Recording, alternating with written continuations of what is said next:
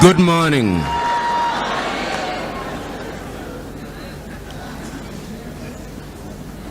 Good morning. Let me say how happy I am to be with you this morning. I've already been told that the congregation here present represents a number of countries from within the continent of Africa and from outside of Africa, and that it is, in a manner of speaking, the United Nations in microcosm. I have been asked to speak on a subject that allows me to mention a number of things, but because this is a Christian setting, I've chosen to predicate my speech upon 3 Bible verses. The very first one is to be found in the book of Daniel. And you will remember that in the book of Daniel, the story is told of King Nebuchadnezzar and how he conquered the territory that was occupied by the Jewish people.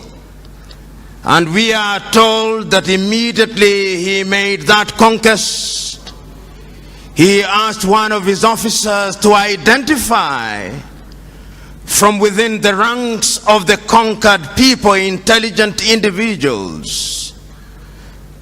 And the Bible records in that book of Daniel that they identified Daniel. They also identified an individual called Ananias, and they identified another individual called Mishael, and a third one called Azariah. And the Bible proceeds to tell us that they were all renamed Belshazzar, Shadrach, Meshach, and Abednego. And there is a sense in which it is those given names that they are known by throughout the ages. And we are told that they were schooled in the arts and that they were some of the most intelligent individuals. If one were to be dramatic about it, one may say that they gained admission into the University of Nebuchadnezzar. And if one says so, that there were certain protocols to be followed once you joined the University of Nebuchadnezzar. Number one, that you are to eat from the king's table and to drink the king's wine. But these individuals were so wedded to their own conviction for their own God that they made a request of the king's attendants that they be allowed to take food that was not served from the king's table. And we are told that after 10 days, they were better than everybody else. And we are further told that on the day of graduation, when they were examined, they were 10 times better than everybody else. That is the first verse in the Bible, the first chapter in the Bible, upon which I'll predicate my presentation. The second chapter in the Bible on which I shall predicate my presentation is to be found in the book of 1 Kings at chapter 18. It is a story with which you are familiar. It's the story that gives us Ahab in the Bible and gives us one of the most notorious women in the Bible, Jezebel. And we are told that there had been no rain in that land for a long time. And the story we are told of a man called Obadiah, who was sent by Ahab to go and look out for the prophet Elijah. And we were told how this Obadiah was scared. And we are also told how God instructed this Elijah to go to the palace of Ahab. And we are told how when Elijah confronted Ahab, he told him that I'm the only one of the prophets of the Lord who is still alive. That is not to say that Obadiah had not hidden 50 others, 50 in one cave and 50 in another cave. And we are told that Elijah said, let us not be of two opinions. If indeed God is God, let us worship God. And if Baal is God, let us worship Baal. And we are told that he asked, bring out the 450 prophets of Baal and the 400 prophets of Asherah who have been dining at the table of Jezebel. And there was a competition, if you may, that took place at Mount Carmel. And the story is told of how they prayed unto their God and how they were mocked by Elijah and nothing came to pass.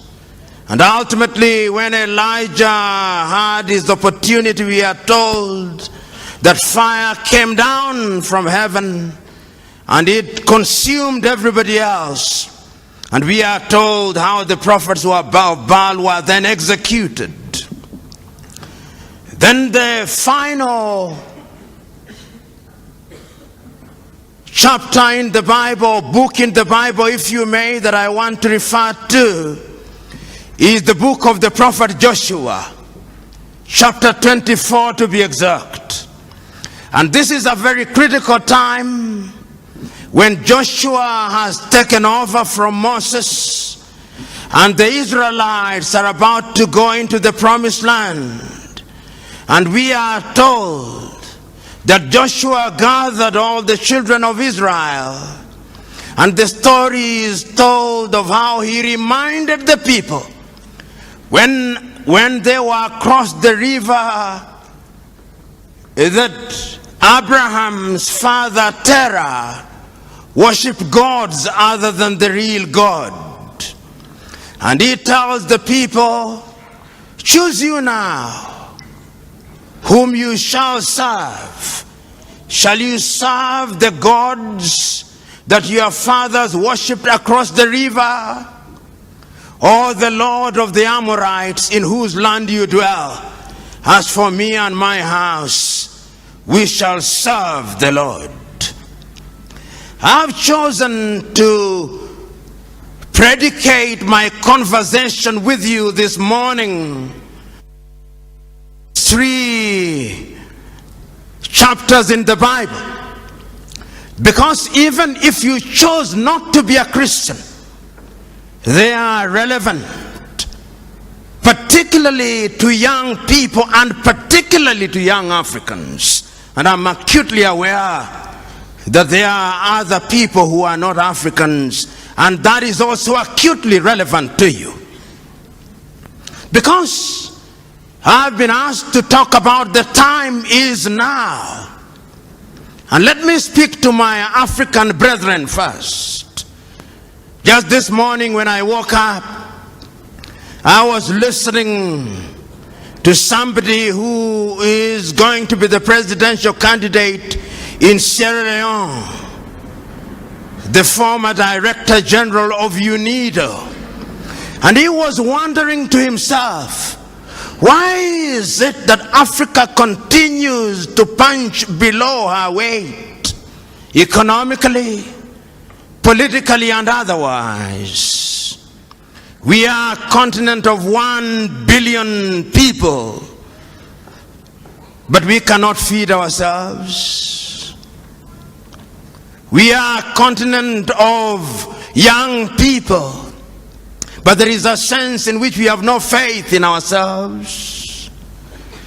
We are a continent with resources like no other continent on earth. Yet there is a sense in which we are still in the ghettos of human civilization. We are a continent which, in the words of Afro-pessimists, is a scar on the conscience of humanity. Which begs the question, what is it that we are not doing right? This particular individual said, and this is what he said, that Africa still suffers from the Garden of Eden syndrome. And the Garden of Eden syndrome is that God has placed you into the Garden of Eden and you partake of the fruits without any labor. We have forgotten that after the fall of man, there was a divine instruction: go out and subdue the world, because from the sweat of thy brow thou shalt eat. There is a sense in which the 3 books in the Bible that I talk about speak to my agenda. They speak to the entire question of choice. And let me tell you one thing. The African continent has been traumatized and remains traumatized to date. Africans were enslaved. Africans were colonized. Africans claim that we gained our independence, but the neo-colonial project is alive and well. Speak to Ngugi wa Thiong'o, he'll tell you that our minds are still colonized. And that is why he talks about decolonizing the mind. Because throughout the ages, the battle has always been the battle of the minds. That is where it is won and lost. And one of the things that I've discovered over the ages is that those who want to control you, the first thing that they do is to change your name. Even God changes his name when he wants to deal with you. When you are Abraham, he makes you Abraham. When you are Sarai, he makes you Sarah. And the very first thing that the colonialists did was to change our names, to convince us that a Christian name could only be Andrew and Mary and Jane and all these other names, that Kamau cannot be a Christian name, that Njoroge cannot be a Christian name, and we believed it. And I'm submitting to us that there is a sense in which our minds are not free. I'm submitting to us that even your generation is not free. I'm submitting to us that in that book of Daniel, even though their names were changed to Shadrach, Meshach, and Abednego, and Belshazzar, there is something that they did not allow to change in them. They refused to eat meat or anything that was sacrificed to the idols. And you remember that day when Nebuchadnezzar put forth an image which was 6 cubits high and 6 cubits wide. And they reported to Nebuchadnezzar that this young man had refused to worship this idol. The young man said, we shall not worship it because the Lord that we serve is going to save it. But even if he does not, we shall not bow down. And the story is then told that when they were thrown into the fire, those who threw them into the fire were consumed by the fire. But within a few minutes, Nebuchadnezzar himself said, but we threw in 3 of them, but there appears to be a 4th man who is like the son of the gods. I'm submitting to us that at all critical times in history, we have to make painful choices. I'm speaking to you Africans who are Christian, who are present here. What choices have you made? Have you made choices to run away to the United States to get the green card? Is that your choice? Have you made a choice to run away to Europe to flip hamburger? Have you made a choice to run away, to go to Europe and to be humiliated at the embassies of the United States of America, Australia, and the United Kingdom? I'm submitting to us that we must change, because the divine instruction is that each one of us must make do with what we have. It cannot be right that a continent that is so blessed has our young men and women with only one ambition: to go to the United States. I know families where when wives are pregnant, they want to go to the United States that they may give birth there, that their child may be a citizen of the United States of America. The United States of America was not built by an army of angels. No, it was built by human beings. And I'm submitting to us that going forward, like Shadrach, Meshach, and Abednego, we must make a choice. And I'm submitting to us that if your Christianity is the kind of Christianity that only appeals to your emotions and make you feel good without making you good, that is not Christianity. Because there is a variety of Christianity today that makes you feel good, but it doesn't make you good. And I'm submitting to us that we must change now, because if we don't change now, you are going to be subdued by other civilization. And as I said at one forum, and I repeat it now, there are two ways of being at the dinner table of civilization. You can be at the dinner table as a diner or as a waiter. Choose you now. Whether you want to be a diner or a waiter, choose you now. But even as I proceed, I have not forgotten that there is another book, that there is the battle between Elijah and the gods of Baal. Today, we have erected unto ourselves gods of Baal. I go to many churches, and there is the prosperity gospel. The gospel that tells us that the church is a casino, where depending on how much you pay as a tithe or givings, then you'll get blessing. That is not the God that I worship. And if there was such a God, I would refuse to worship such a God. The God that I worship and the Christ that I follow, I remember on that day when an old woman had given the smallest contribution, he said, that woman has given the most, because there was sacrificial giving. We must now interrogate our Christianity, because Paul says, I would want you to be like the Christians of Berea. Because the Christians of Berea, once you'd preach to them, they would go to the gospel and ask, are you preaching the right thing, or you are preaching make good gospel? I'm submitting to us that at critical moments in history there has always been a choice, and this is what Elijah is confronting the people with. He says, for how long shall you waver between two opinions? If God is God, worship God, and if Baal is God, worship Baal. I'm submitting to you that the time for choice is now. If material things are the things you want to worship, if you think that having Lamborghini, if you think like having Ferrari and all these other goodies is the right thing, then you can go on. But the last time I checked, greed is insatiable. It's like drinking salty water. The more you drink, the more you want. So choose you now. You Christians and Africans shall come to the white men who are present in this room shortly. I'm submitting to us, and there is a preacher that I love for only one thing. Sometimes I think he go overboard on his love for Israel, John Hagee. And he says one thing that I love: the uncompromising message of Jesus Christ. It is the same yesterday, today, and tomorrow. So that there is no question of humoring you in the church. It is telling you as it is.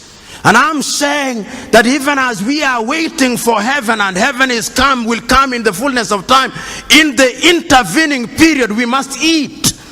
In the intervening period, we must go to school. In the intervening period, we must make Africa great. And we can make Africa great. What pains me most is when I see young men dying in the Mediterranean Sea. You know, a long time ago, they took Africans to Europe and Caribbean a long time ago. And they were wailing and kicking. And I've seen the dramatization of Alex Haley's Roots. And I've seen how in Roots a young man is taken from the Gambia, Kunta Kinte. And I've seen how Kunta Kinte refuses to change his name. And they call him Toby, but he says, I'm Kunta Kinte. Ultimately, for strategic reasons, he accepts the name Toby. But he retains Kunta Kinte throughout the ages. And 200 years later, Alex Haley is able to trace his roots. But today, young Africans are going to Europe willingly to be enslaved. It's slavery by another name. Because you are paying wages, you are paid wages that can barely keep you alive. I'm submitting to you who are here. Africa is the land of action. I'm submitting to you here that the Europeans will never respect you if you don't respect yourselves. Because respect is earned, not given. I'm submitting to you that you will never sit on the table of civilization as equal partners unless you are demonstrated that you are worthy of being a diner rather than a waiter. Choose you now what you shall do. The book of the prophet Joshua is also another book. It speaks to the Israelites. The Israelites were in captivity for 400 years. They brought Moses unto them. Moses delivered them. But at critical moments, they wanted to go back to the flesh pots of Egypt. At critical moments, God parted the Red Sea. At critical moments, there was a pillar of fire to separate them from the Pharaoh. But they still went back to their old ways. And an aging and a dying Joshua is telling them the point for making the choice is now. When we were taken away from Ur of the Chaldeans, Terah was worshipping idols. Abraham was worshipping idols. There was a change in him and he became Abraham. And now you have come to the land of the Amorites. And you are worshipping their gods. Choose you now whom you shall serve. The Lord God or the Lord of the Amorites. As for me and my house, we shall serve the Lord. I'm submitting to us now. Choose you now whom you shall serve. The Lord whom you only serve on Sundays, or the Lord that is immanent and must be served every minute. Choose you now. As Christians and as Africans. One can go on and on. But let me turn to the white people who are present in this assembly, who are our brethren. You came here by divine instruction to evangelize Africa. But in your land, God no longer has the opportunity to operate. That is why I'm happy to see you here. Because Africa now leads in evangelization. And this is how God operates.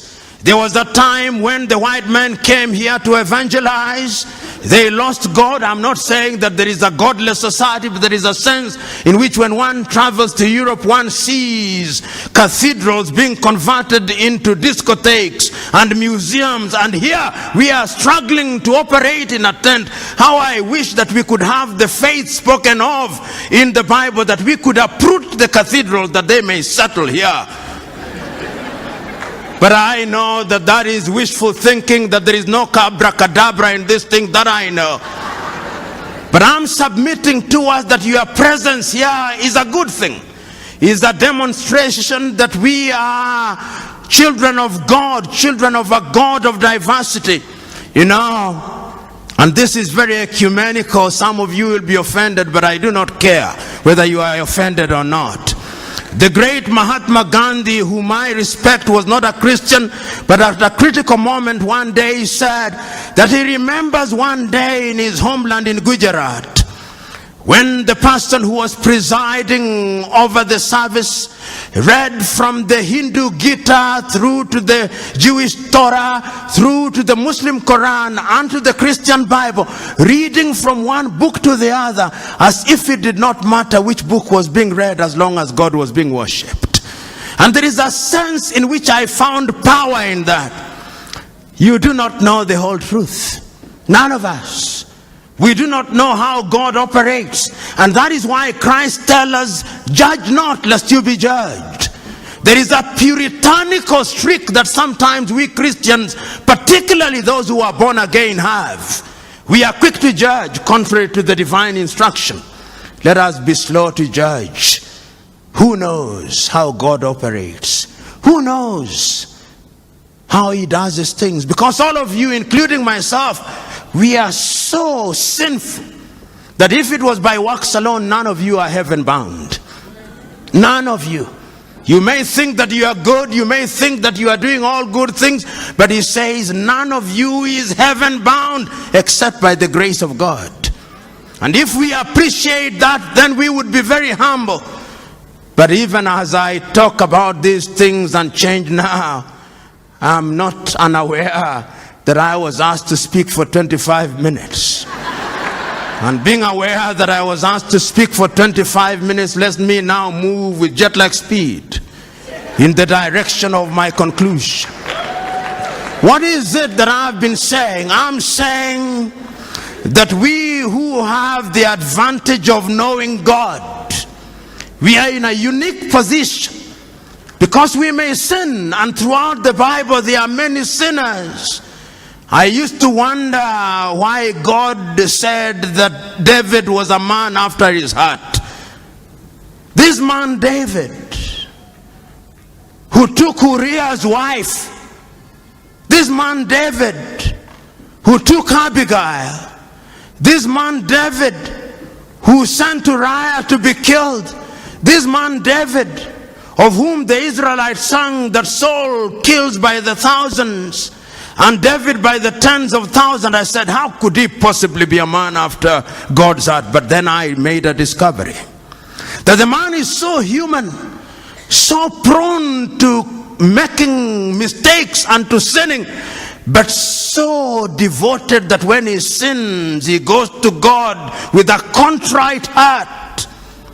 And then I discovered that all of us must strive to do that which is good and right.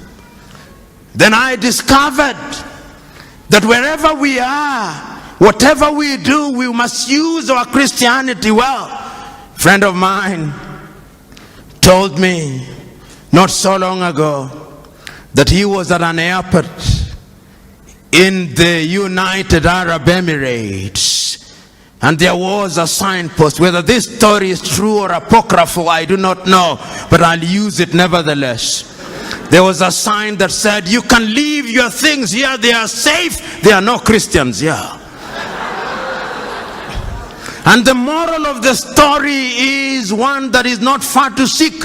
We claim to be 80% Christians, and yet we are one of the most corrupt nations on earth. Where is our Christianity? We claim in Africa to be immune from all these other things. I know there are Ethiopians here, and I'm not unaware that your economy is doing well, but yet the Oromo has a problem with the Tigrinya, and the Tigrinya with the Amhara. So that when the chips are down, the blood of ethnicity is thicker than the blood of Christ. I know that there are Ugandans here, and I know that there are moments when being a Muganda is more important than being an Acholi or a Teso. The blood of ethnicity is thicker than the blood of Christ. And the people whom I love, the Rwandese, are here. How can we forget 20 years ago a people who speak one tongue, a people who live together. Husband slaughters wives on the ground only that they labored them Tutsi. In the churches of God, priests killed. The blood of ethnicity is thicker than the blood of Christ. And one can go on and on. The only country in Africa that appeared to have been vaccinated against ethnicity is Tanzania, the home of that great man Julius Kambarage Nyerere. They appear to have been vaccinated. But come to my Kenya. Oh, my Kenya. Oh, Kenya. Even now as we approach the elections and you are going to make the decision, I can assure you that there will be no change. Because the formations we have are merely tribal alliances, and if one were to be blunt about it, on one side, the Kalenjin elite and the Kikuyu elite have ganged up and they have hypnotized their tribesmen and persuaded them that it's only by electing them that their circumstances will change. It will not. On the other side, there is another arrangement called NASA. This is also an assembly largely of the Luo of Kenya, the Kamba, the Luhya, and a few other tribes, and their leaders, the elite, have hypnotized their tribesmen. They cannot think nor reason. So that what we are going to have in Kenya on the 8th day of August is not an election on any issue. They'll not talk about agriculture, about education, about unemployment, the critical things. It is going to be an ethnic census to determine which formation brings together the largest number of tribes. So those of you who think there will be dramatic change, you will be disappointed. As I said elsewhere in Kiswahili, nyani ni wale wale, misitu ndio imebadilika. I'm saying that the monkeys are the same, the forests have changed. And if you ever doubted me, there was once a forest called COD, there was once a forest called ODM, it has now changed into NASA. There was once a forest called URP, there was once a forest called TNA, it is now Jubilee. Nyani ni wale wale, na hulka zao ni zile zile. So you who are here, you who are Kenyans, when you go to vote on the 8th, what will you be voting for? Agriculture, employment, or modo anyoba? You who are from the Luo extraction, when you'll be voting Oduadu or health and education. Who will betide you? Because the question has always been, choose you now whom you shall serve, the Lord of the Amorites or the Lord God. As for me and my house, we shall serve the Lord. You know, one of the things that I find painful is for anybody to tell me to vote an individual because he's from my ethnic group. It is the greatest insult. Why did I go to school?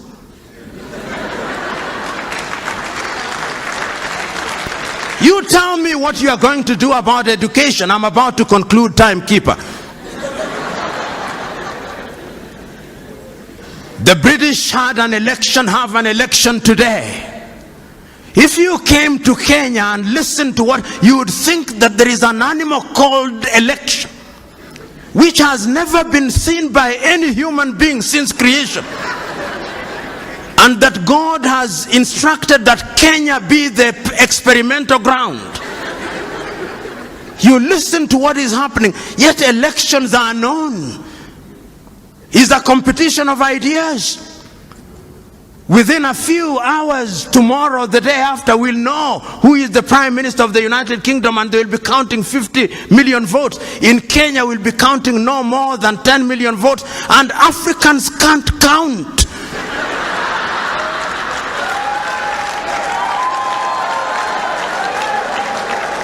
When it comes to elections, Africans can't count. And Africans never lose elections. Africans are rigged. How can you run a continent like that? Yet we claim to be Christians. If you go to the Germans, they'll have an election. And within a few hours, they'll have results, because there is a competition of ideas. You know, when you look at Europe, the reason why Europe is ahead of us. How many of you, and this is what I must conclude with. In the book of Matthew, the story is told of a businessman, I'll paraphrase it, who goes out on a long journey and entrusts his workers, one with 1 talent, the other one with 2 talents, and the other one with 5 talents. And the Bible record says he goes away for a long time. When he comes back, he goes to the one who was given 2, and he says, Lord, you gave me 2, I've worked on it, and is now 4. And the master says, good work. And he goes to the one with 5 and says, Lord, you gave me 5, and I've worked on it, is now 10. Says, good work. And to the one with 1 talent, he says, I know you. You are a hard-hearted person who likes to reap where you have not sown.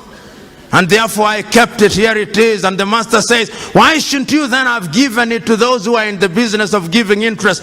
And the Bible records, and to those who do not have, even the little that they shall have shall be taken away, and it shall be given to those who have. We have, but we don't utilize. That is why God has now brought the Chinese to take it away from us. That is why God has brought all these people to take it away, because we do not know what it is. I can go on and on, but what is the wisdom of going on and on? When it is so clear that we must make a choice. So I'm submitting to us in conclusion that this is the choice. The choice that we are confronted with is the choice that Shadrach, Meshach, and Abednego were confronted with. To choose to worship the god idols erected by Nebuchadnezzar, or to remain faithful to their agenda. The choice that you are confronted with is the choice that Elijah presented to the prophets of Baal. Choose you now. Do not waver between 2 opinions. If the Lord is God, serve the Lord. If Baal is God, serve Baal. And the latter day Baals come in the form of cars, houses, and other earthly things. The other choice is the same one that Joshua gave to the Israelites. Choose you now whom you shall serve, the Lord whom your fathers worshipped across the river, or the Lord or the God of the Amorites in whose land you serve. As for me and my house, we shall serve the Lord. I'm submitting to us that you young Africans must change Africa. You young Africans must do something for Africa.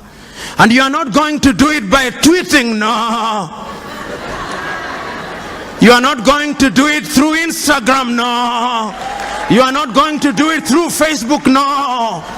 You are not going to do it through social media, no. The last time I checked is that you must roll up your sleeves.